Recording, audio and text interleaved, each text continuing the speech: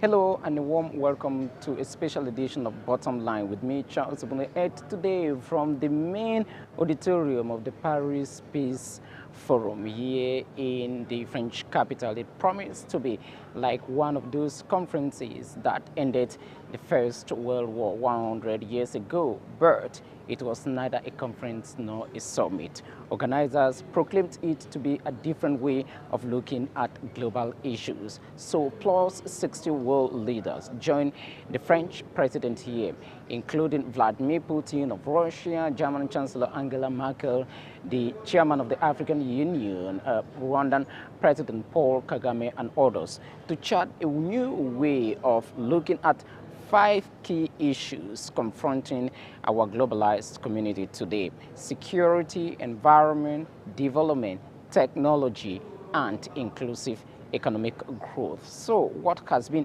the nitty-gritties of the Paris Peace Forum?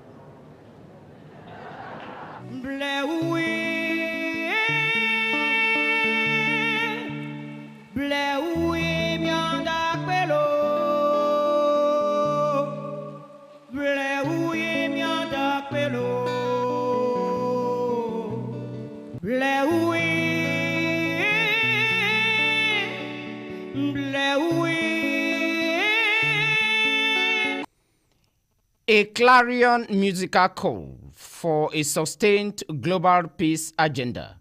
From Time magazine named Africa's first diva, United Nations International Children's Emergency Fund Goodwill Ambassador, music queen and passion for humanity Beninese talent, sexagenarian Angelique Kidjo, with 13 albums to her credit with millions of cross-century fans.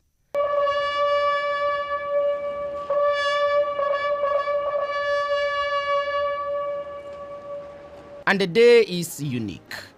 At the 11th hour of the 11th day of the 11th month, 100 years on, to mark Armistice Day, which ended the First World War, which lasted for roughly 5 years, with almost 70 million people mobilized, of which over 20 million died directly, with an effect cost of plus 100 million casualties, with a financial fallout of roughly $210 billion.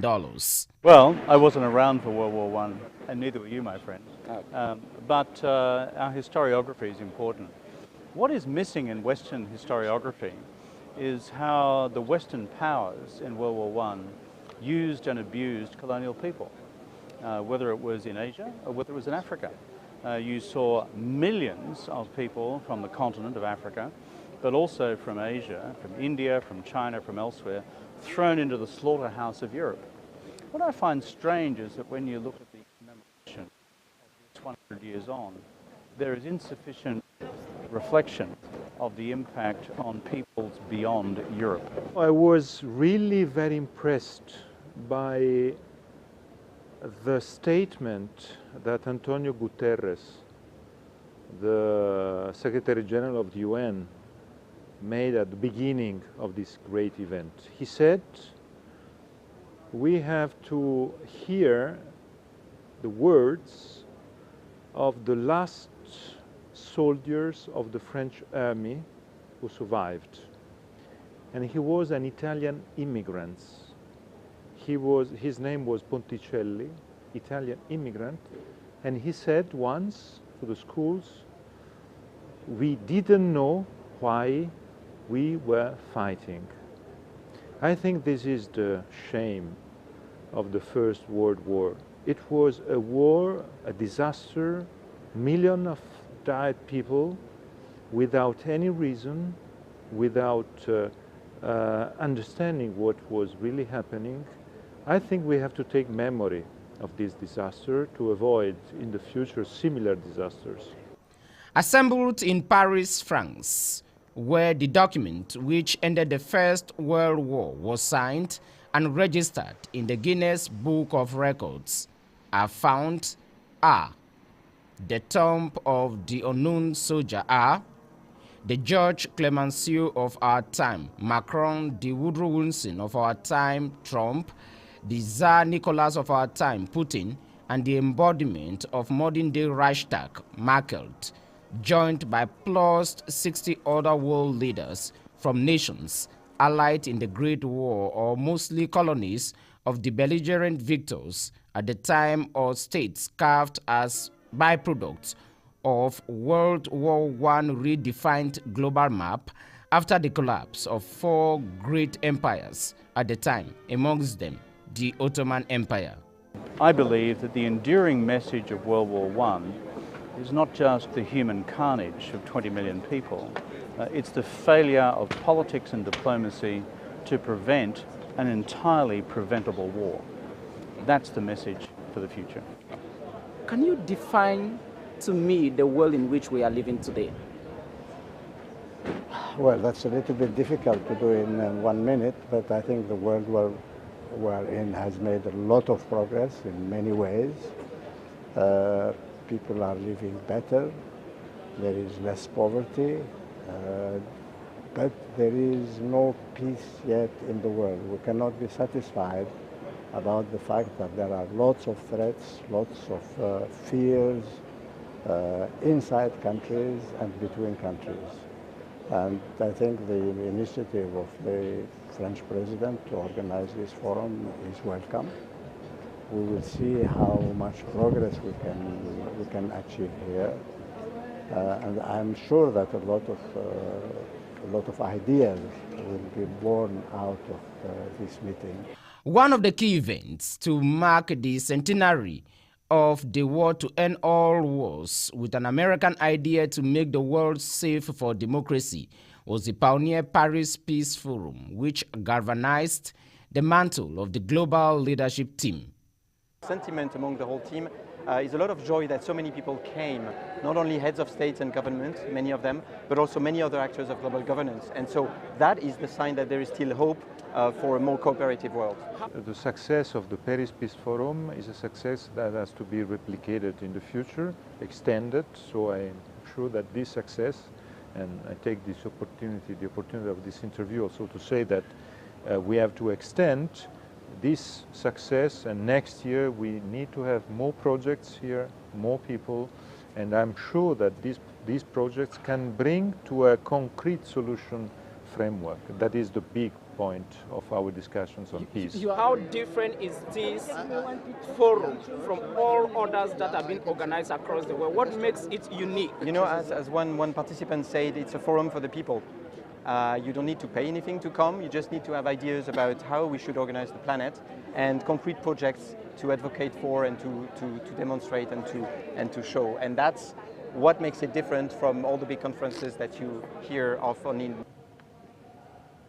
And the pioneer edition of the Paris Peace Forum has been an assembly of 65 heads of government and state, 10 international organizations, especially within the UN system, plus 12,000 visitors, discussing 5 key topics affecting a global community, from some 850 projects that were submitted, from which 121 were finally retained, from where 10 were given special prizes for a 1-year follow-up with special funding that are going to transform their communities across the globe. I'm from the World Health Organization, the global lead organization around health.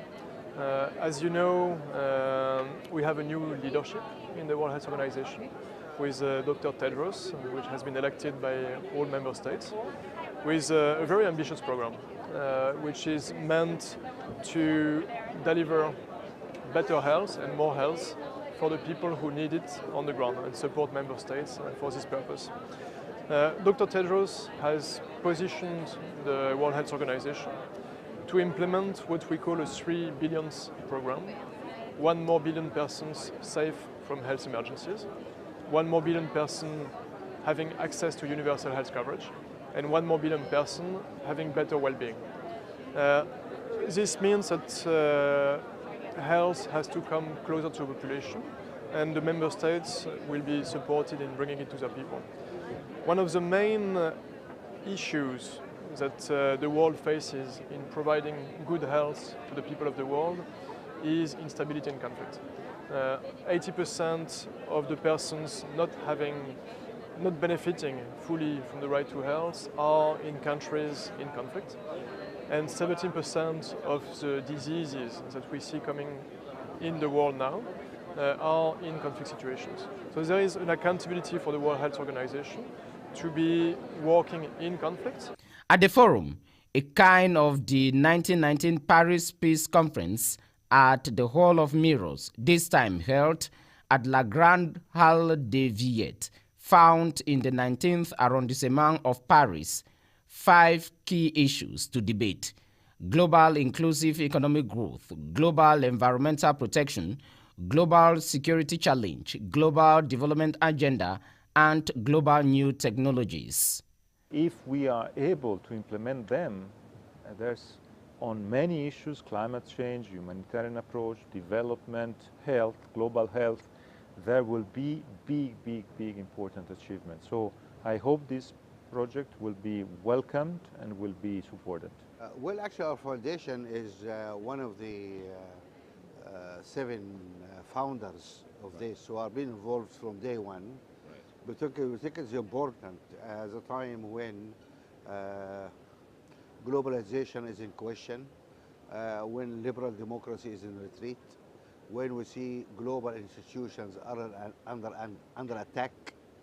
It is very important for us to come together and to try to emphasize that we really are one human race, and we cannot address global warming individually. I mean, we don't have like a Paris climate, which is different from New York climate, different from Cameroon climate. It's a world climate. Well, we have to deal with it together. How we trade with each other, how to work with each other, etc. A lot of issues really we need to sit together and talk about. So it is an emphasizing globalization and the fact we are really connected. Can you define to me the world in which we are living today?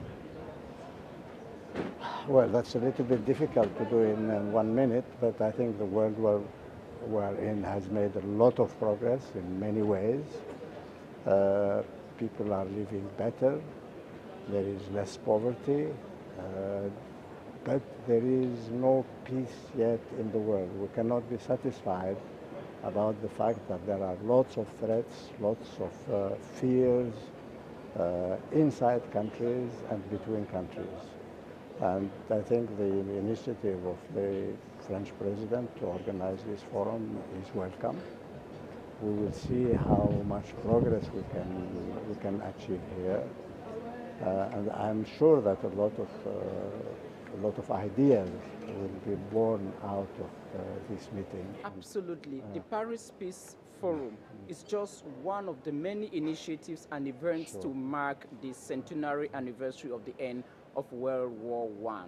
Exactly. What lesson of peace does the First World War teach us today for a peace crusader like you? I think that to remember the millions of people who have been slaughtered in the First World War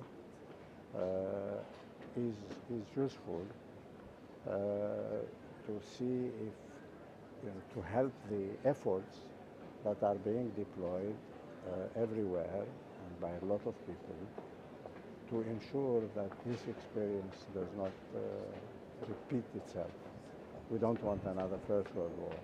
We don't want another Second World War. We want, as a matter of fact, to stop all the wars that are taking place now, especially on our continent, the African continent. So this is a reminder of what war does to communities, to countries, to continents. And from that point of view, this celebration is welcome. This forum is welcome. Is it that multilateralism is the answer to all the problems facing the world, as talked about by all others? It's simply that cooperation works better than competition.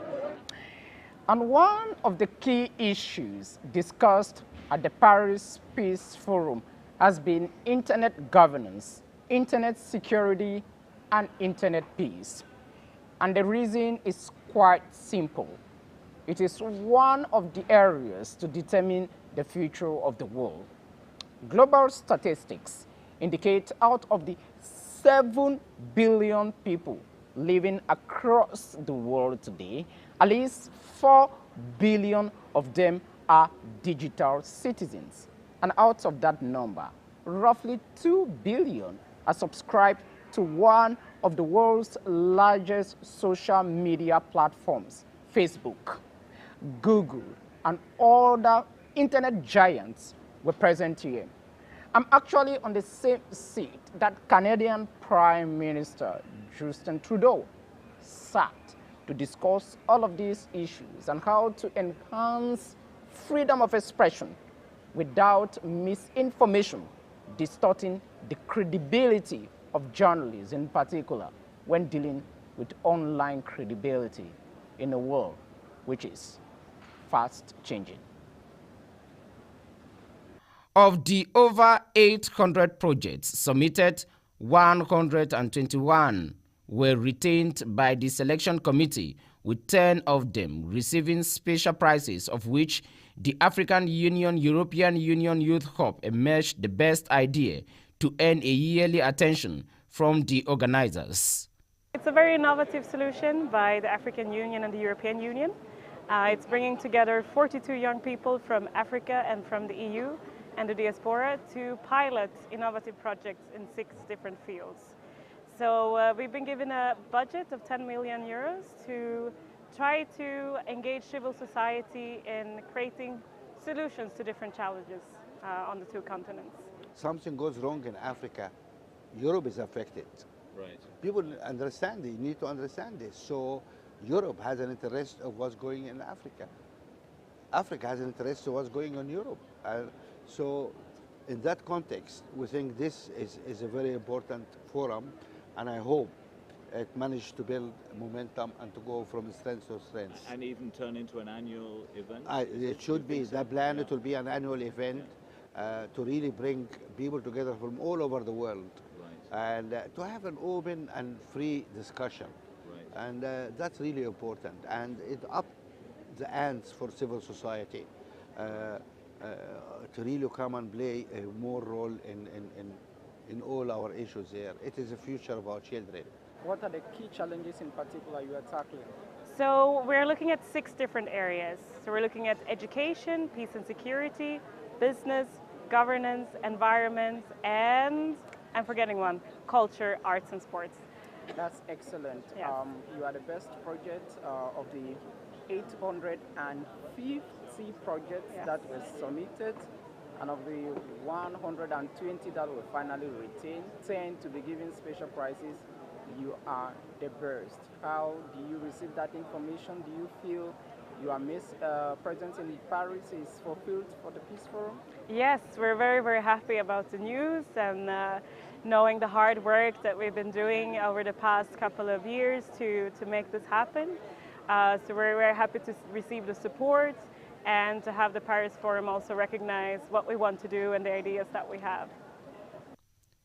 The Paris Peace Forum was a saga of organizers from the corporate world, with companies such as insurance giant AXA to the global charity network represented by foundations such as Queen Rania, open societies of billionaire George Soros, and from the academia with schools like the Paris-based International Relations Joel Sciences Po, to governments such as the French BACH-TAC by the Ministry of Foreign Affairs to re-examine global governance. What does it add to efforts globally to make the world a better place? You know, these projects, these 100 projects are very concrete. You had the possibility to show them here. If we are able to implement them, there's on many issues, climate change, humanitarian approach, development, health, global health, there will be big important achievements. So I hope this project will be welcomed and will be supported. To become a yearly occurrence, the Paris Peace Forum, a noble initiative by French President Emmanuel Macron, according to committee members, generated some 1.5 million impressions on Twitter. That has been rated as one of the key spin-offs of the first edition by the organizers. It's very important to tell young people, youth, the history of these events, because as you correctly said, it was really so stupid. It was really so strange to start a war because of one assassination.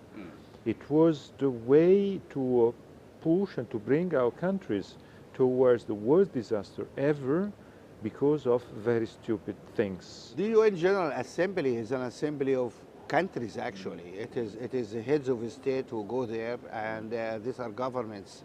I'm not sure, are they talking to each other or they're talking at each other? Right. This is a different, completely different setup. At the core of it is civil society, it's not heads of state. Yeah. And you can see we have the different labs, different projects. We have this interaction between all the people. So this is really mainly civil society coming together and removing barriers and trying to work global solutions. One word was repeatedly used at the Paris Peace Forum: multilateralism. The three speakers at the opening ceremony used it. French President Emmanuel Macron, the Secretary General of the United Nations, Antonio Guterres, and outgoing German Chancellor Angela Merkel. What concretely should we retain of the Paris Peace Forum as we are living for a more peaceful world? I think 2 points. One, we stand for multilateralism because multilateralism is in danger today. Second, 1 minute. When you say of multilateralism, what should we understand by that? It is an expression which is overused. We have to support international organizations, and the fact that the main problems today can be tackled, climate change, humanitarian development missions, can be tackled only at international level with cooperation among countries. You work with late Kofi Annan. Sure. You sat on the same board at the UN to solve many problems facing our world today. Sure. What has been your personal input to ensure a better, peaceful and secured world? I'm just one person, and what we have done in South Africa, for example, to begin with,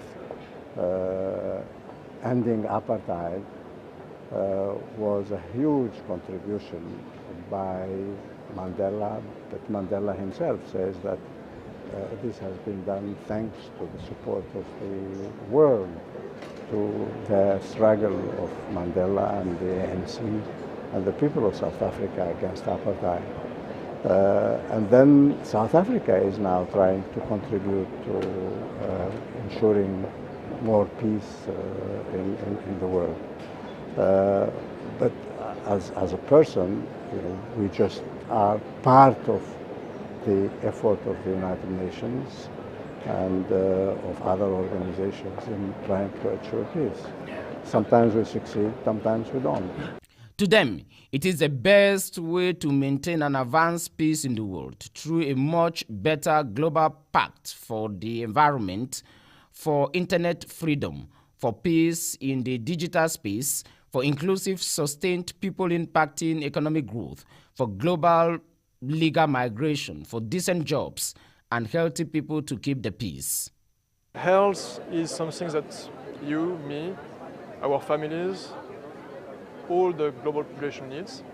Without health, you get death and frustration. It's an universal requirement, but it's also a universal public good.